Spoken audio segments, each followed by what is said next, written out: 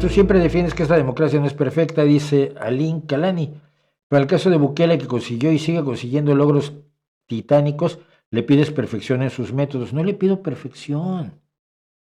No le pido que no asesine, que no sea bruto.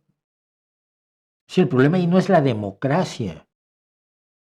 El problema es cómo abordas un problema tan grave como el de las pandillas.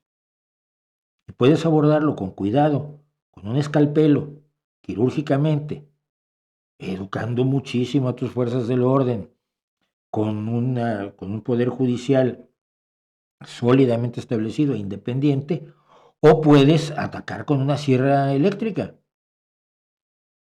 Y creo que el uso de la sierra eléctrica ha sido perjudicial para 26,000 salvadoreños. No es una cuestión de teorías de la política. Es que el propio gobierno salvadoreño dice que liberó 7,000 inocentes en 2023 y 8,000 en 2024, y todavía hay un montón, se calcula que más de 20,000, aparte de los más de 100 asesinados por la policía en las cárceles, sin que un solo policía haya sido procesado por ello, lo cual le da impunidad a los policías para matar más gente en las cárceles. ¿Sí? Esas palizas que te dan por gusto en la cárcel, que te las dan por gusto, por hobby.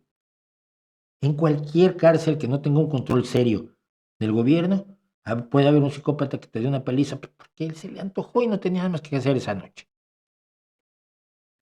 Hay formas de hacer las cosas y la que se utilizó no es la correcta porque tú me dices, se ahorró el sufrimiento de muchas personas que podían ser víctimas de las pandillas. Sí, pero a costa del sufrimiento de otros inocentes. Hombre, si se trata de reducir el sufrimiento, no cambies uno por otro. No creo que sea lo correcto.